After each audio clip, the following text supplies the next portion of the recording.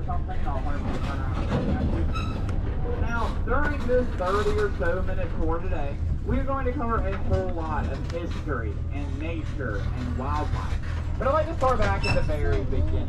Why are we called Magnolia Plantation when we've been owned by the Drayton family now for well over 300 years? So why Magnolia Plantation and not Drayton Plantation? Well, the reason is to be this towering tree right over to my left. Now, in the late spring, early summer, this tree is covered in white flowers. However, the rest of the year it's very identifiable because of the waxy green leaves.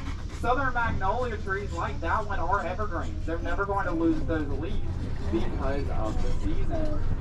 Now, that tree can actually grow 80 feet tall because it is going to have to compete with other trees in the area for direct sunlight. And the white tree that is often found competing with is going to be what we see sitting in the field out here to my left. That is a southern live oak, also known as a Virginia live oak. And those trees can live for hundreds and hundreds of years. That one in particular is the oldest documented on the property. It's about 400 or 500 years old. Meaning that it was over 100 years old before the first Europeans set foot in South Carolina. But its age isn't what's unusual. What is on the other side of that tree, you can see that parts of it have been filled in with brick. That's because in the mid-1800s, someone had a bright idea of lighting a fire in the middle of that tree. We're not really sure why they did that, but very quickly afterwards, that tree was patched up with brick. So it stunned that tree's growth, so that tree is very much alive and well to this day. Now, it's going to be really difficult to see, but on the other side of this reed, right over here to my left, is what is called the carriage house. Now, the carriage house is not the original carriage house. It's a reconstructed version of it. Now, nothing interesting goes on in that carriage house. People just get married and stuff like that. But on the other side of the carriage house is going to be the Ashley River. Magnolia used to be referred to as Magnolia only Ashley. And the Ashley River was the main source of transportation to and from Charleston. Now, all of y'all came in today from Highway 61, and if you left Magnolia, took Highway 61 to get to downtown Charleston, it's going to take you about 35 minutes, give or take back and forth. But if you took the river, it would take you 4.5 hours. And you want to go when the tides are going out, it's just a whole lot easier to get there now. Now, out to my left, this plant growing up is not called bamboo. It's actually called canebrake, but it's often referred to as the South bamboo because of its resemblance to the plant. Now, I like to point this out because it's a great habitat for South Carolina's 36 native species of snakes, 6 of which are venomous. Now, of those 6 venomous snakes, 3 of them are rattlesnakes. One of them is actually named after that plant. The canebrake rattler is commonly referred to as a bird. Now, I like to point all that out because snakes are versatile. Snakes are cold-blooded. And so, if you are walking some of our paths and trails today, it wouldn't be unusual at all to see a snake slither into a sunny patch in order to warm up. Now, these snakes are more sure to be than you are them, but again, just be very mindful for this type of care of Magnolia. Now, out of my left, this wide open field with a tree line surrounding it is going to be a great canopy for these things. First and foremost, it's going to be turkeys. Wild turkeys love the early morning, late afternoon hours in the summer, where they're just sit in that tree line. So they are also known midday because they walk back and forth pecking at the grains in the grass. Now, another animal you might see out here is a white-tailed deer. White-tailed deer are not common here in Charleston or the state of South Carolina, but the entire southeast of the United States. Now, although these deer are called white-tailed deer, the only part of their tail that's actually white is the back of it. Now, these deer are very easily spooked, and when they get scared, they're going to turn around, dart into the forest with their tail sticking straight up into the air. So the majority of the time, the only part of the tail you will see is that white part of it. Now, another animal you might see out here that may come as a shock to some of us is actually going to be an armadillo. Armadillos are not native here to South Carolina at all. They're native parts of Oklahoma and Texas. Correct. But over the years, they have migrated eastward and into the state. Now, these animals are not dominant. You're not going to see them hunting food or anything. What you will see them doing is scurrying from one burrow to another, So they were big and living up to 15 different boroughs at one time. Now, whenever I keep in mind that wide open field with that surrounding tree line out to our left, because when the British first arrived in 1670, that's what they expected to find. So why did they do that? You see, by 1670, the British made names for themselves as the world state. They've already knocked out the islands that make up the Caribbean, as well as Virginia. Now, not only are these places being colonized, but plantation systems are being set up. Massive plantations. It's not just making the plantation owners wealthy, but the being very wealthy as well. Now, word of this wealth is quickly going to make its way back to London.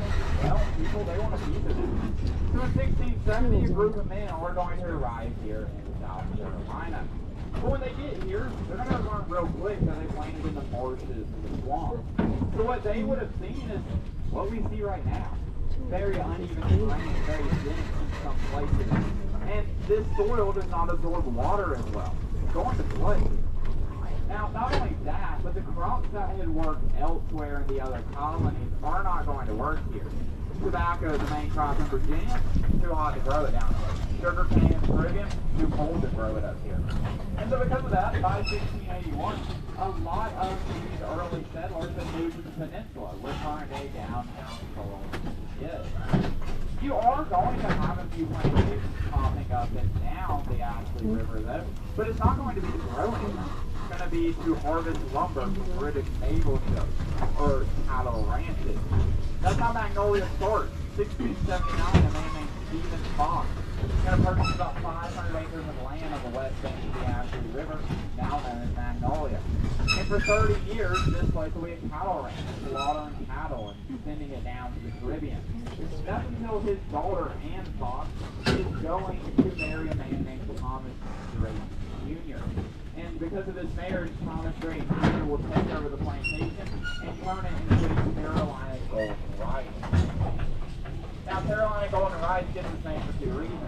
First, the golden color that the husk produces, but secondly, because Charleston will be one of the wealthiest cities in the entire world. Now, rice is a very labor intensive crop. You have to dig out rice fields, and you have to flood almost about the world with water. And because the soil here in the swamps does not absorb water as well, that's why this place is chosen. Now, because of the mass amounts of water needed, canals would be dug, and these canals were not bringing water. I think you have my yellow-belly slider sitting on the wall. Yellow-belly sliders are by far the most common turtle here in South Carolina. And they are not aggressive at all. They can range anywhere from the size of a dime to the size of a basketball. They're actually very common classroom and household pets. Now, we have about 100 alligators in this pond. You're going to keep an eye out for this. But before we talk about any alligators, out of my lens, you're going to see a little bit of islands in several different species. About 2 months ago, they began to make nests, and each of those birds laid about 2 to 4 eggs. Those birds have been hatched and left the nest by this point. But those birds will remain there until about early September. Now, the green stuff you can see on the water is a great hiding spot for alligators and turtles. It's called duckweed. And duckweed is not algae, it's the world's smallest coral plant. Our turtles and alligators love to hide in it because they're cold-blooded. If they get too hot, they will go underneath the water, and that duckweed provides them with an extra layer of shade. Now the ducks love to eat the duckweed, and that's how the duckweed is going to travel. As the ducks eat it, the duckweed will attach itself to the duck's feathers. That's how it will travel to the body of water, body of water. Now again, just keeping our eyes out for any alligators we may see. Because of the heat, we may only see the backs of them, maybe the heads of them. Now, alligators are starting to get more and more territorial. It is their nesting season. These alligators, because they're reptiles, they do lay eggs. They're going to lay anywhere from about 36 to 48 eggs each. And you actually determine the sex of the alligator based on the temperature of the egg. If it's 86 degrees, it's going to be female. If it's 91 degrees, it's going to be male. Now, These alligators, when they're born, they're about 8 inches long, and because of that, their mother will stay with them for about 2 years. The mom is not going to feed or hunt for them, though, just solely for protection purposes. Now, these alligators are going to grow very rapidly, because by about 5 years old, they are about 5 feet. Now, they will slow down growth, but they will continue to grow, and we actually, at the 5-foot mark, no longer consider them juvenile. The female alligators get as long as 9 feet. Male alligators as long as 13 feet. There will only be 13-foot alligators here at Magnolia. We're not going to get them in this spot right here. It's way too shallow for them. Now heading along through, there's a few more great white egrets over to my left at the top of that man-made island.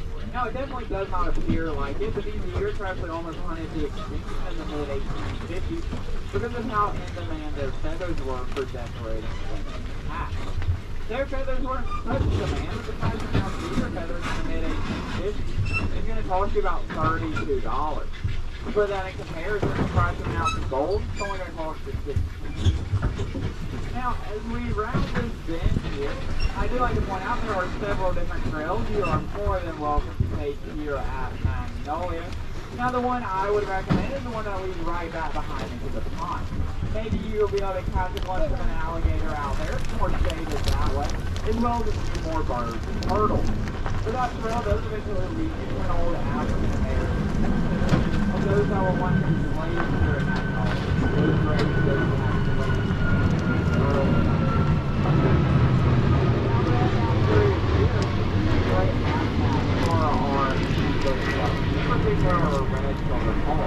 He likes to perch high up in the trees, looking down and play like nice, gold, and rabbit. And as soon as they see their prey, they can fly 18 miles per hour in order to catch it. Now, because speed is their greatest attribute, their life expectancy is not long in the wild at all. It's only about 3 to 5 years. But in captivity, it's anywhere from 18 to 24. Now, as I make this left-hand turn, here we are about to come across 4 original slave cabins. There's a tour going on, so I'm going to silence my mic for just a moment. But keep in mind, all these cabins are on our right-hand side. I'm going to tell you more about them here in just a moment.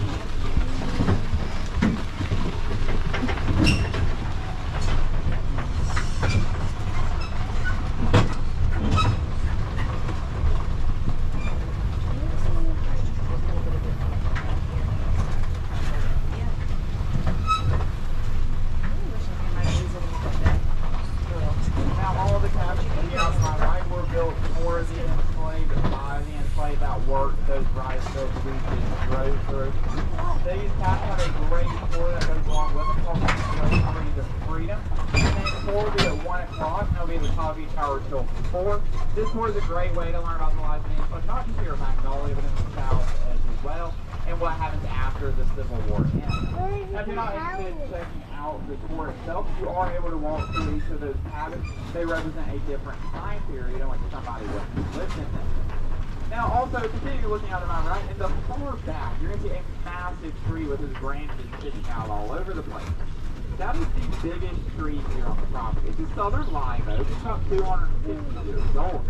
Meaning that it is a witness tree to time of slavery here at Magnolia. Now, the bigger these southern live oaks get, the bigger their branches get, the closer they get to the ground. That's what helps stabilize the tree because of how heavy it is. You can take a shoe box and fill it up with nothing but southern live oak wood, and it's going to weigh you about 7 pounds. We're going to see a road or a pavilion formed by the and they're bringing the roots near the ground. That's going to help prevent hurricanes here. Winds can reach well over 90 miles per hour. And it's not unusual at all to have category 3 and 4, possibly even category 5 storms. The strongest storm that hit the city of Charleston, Hurricane Hugo, those trees were able to survive, all of them. Now, out to my right, the cluster of 3 trees is a vibrant bloom. Those are called crepe myrtles. Now, crepe myrtles are not native to North America. They're native to southern Asia, but they thrive here in South Carolina, low country. That's because they love the finely acidic soil, the humidity, as well as the direct sunlight for those very vibrant blooms. So those trees also made unique trees because they're going to shed their bark every year. They'll prevent infectious diseases from not only reaching them, but the other trade particles around them. Now, as we continue on through here, this gray stuff you see hanging from not only the branches of the southern live oak, but pretty much everything else around it, it's called Spanish malt. But the thing about Spanish malt is it is neither Spanish, neither is it a malt.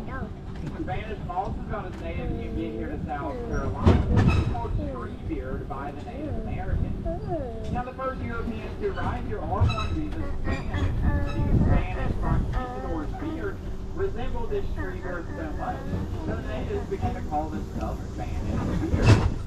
Now, when the English arrived and were translating the Native American language, that's where we got Spanish malt.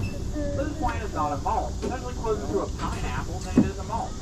This plant is what we call an epiphyte. It's an air plant, so it gets all of its water and nutrients from the wind that blows through it. Now, unlike popular myth, it is not parasitic. However, with that being said, I don't recommend taking any home for a souvenir because it could be full of a tiny little red bug. And if that thing gets a hold of you, it's about a million times worse than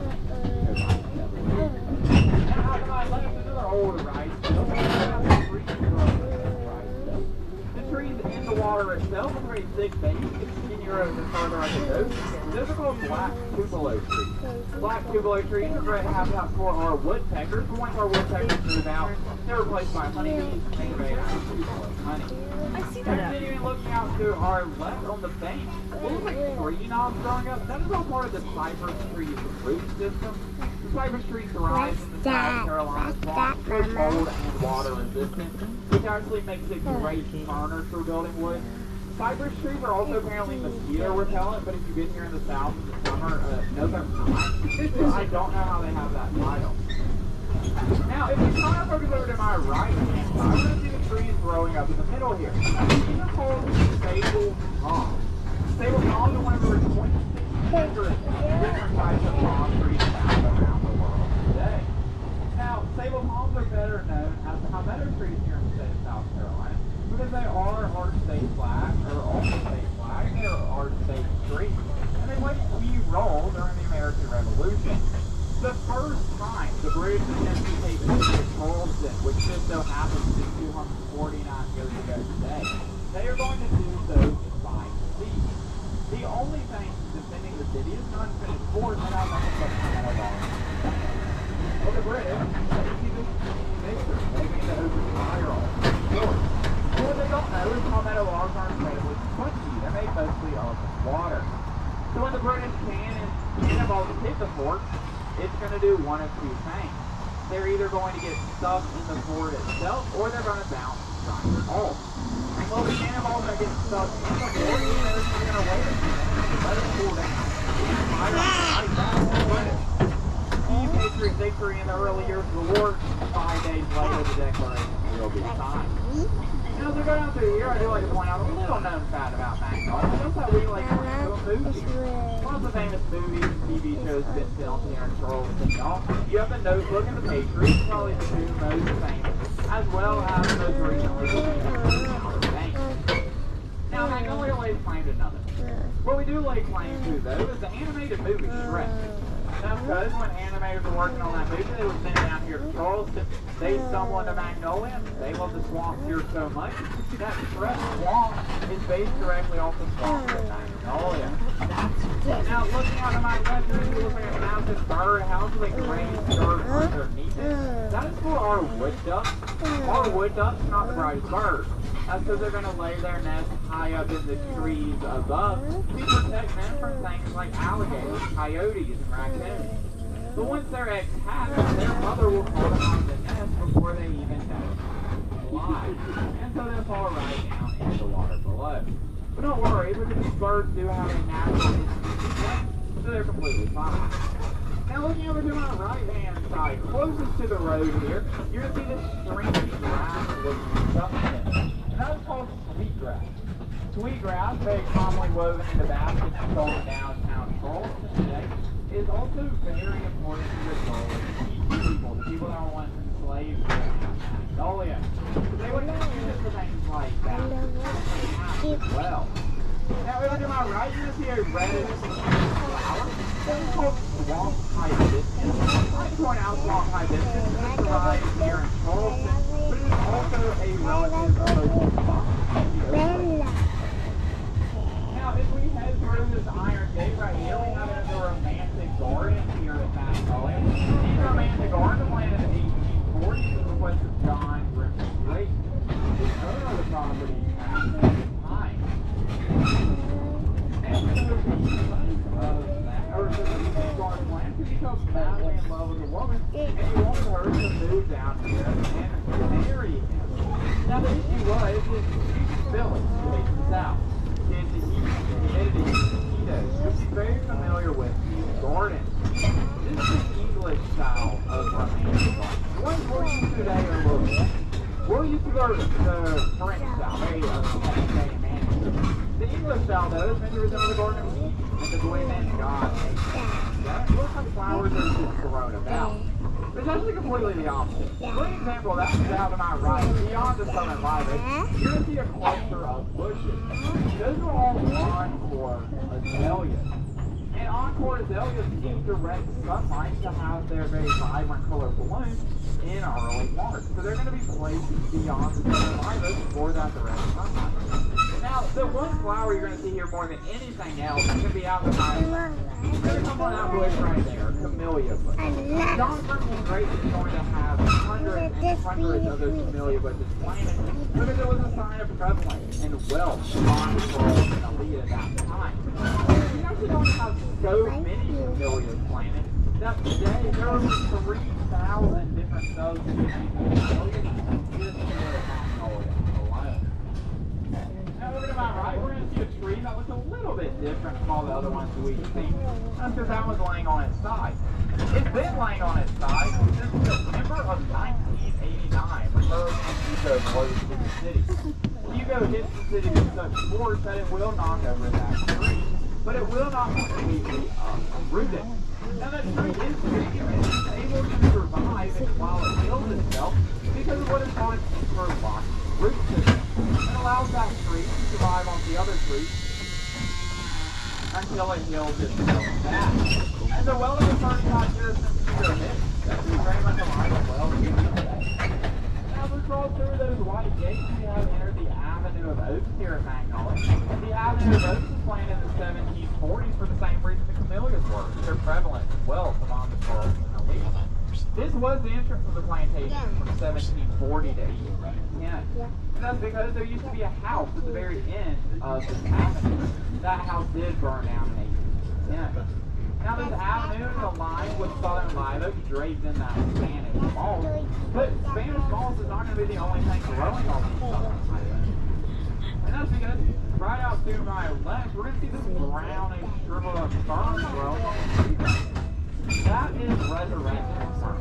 And right now it's brown and shriveled up, not because it's dead or dying, but because it's conserving its energy due to the drought we've had the past few days. Now that fern is not always going to look like that, because the next time we get a nice rainstorm or a nice humid moist morning, that fern is going to open right back up and be a green lush color, hence the name resurrection fern. Now out to my left is going to be probably the best thing we can see the garden. Great way to see azaleas, camellias, bamboo, paths to the Ashley River, an observation deck overlooking the Ashley River, and several of our Lego structures are out there as well. Now, that is also the easiest way to get to the famous White Bridge. And this is the most photographed area here at Magnolia. Famous because of the black cypress water reflecting the bridge on itself. It's a great place for a casual wedding photos. Now, quick show of hands, do you have a 1 o'clock house tour? Alright, if you do have a 1 o'clock house tour, I'm going to stop this right here. Not a house tour, alright. So if anybody is interested in a house tour, a great way to get a ticket is right now the gift shop below. The house is a great way to learn about the great family after the Civil War, to learn why I feel like Eleanor Roosevelt and Henry Ford mortgaged it up there. But the gift shop is not just a great place for a ticket.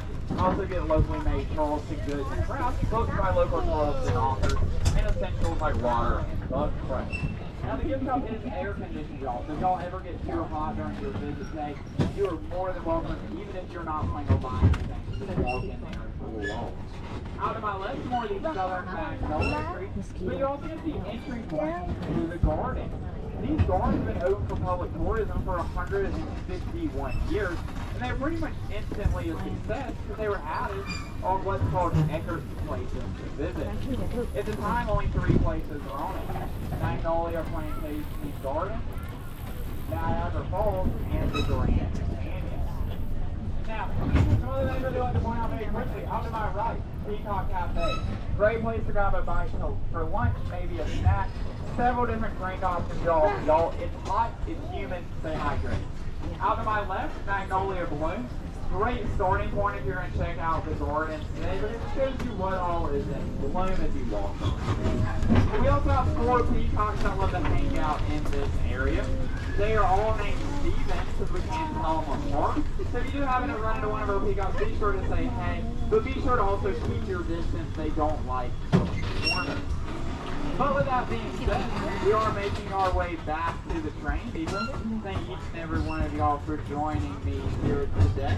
Again, my name is Luke, so I'm going to stick around, answer any questions you may have, point you in any direction here on the property, or just give you local recommendations of things to do down here in Charleston. So with that being said, I hope you have a great rest of your day here in Magnolia. Be sure to stay hydrated. I hope you have a great rest of your weekend.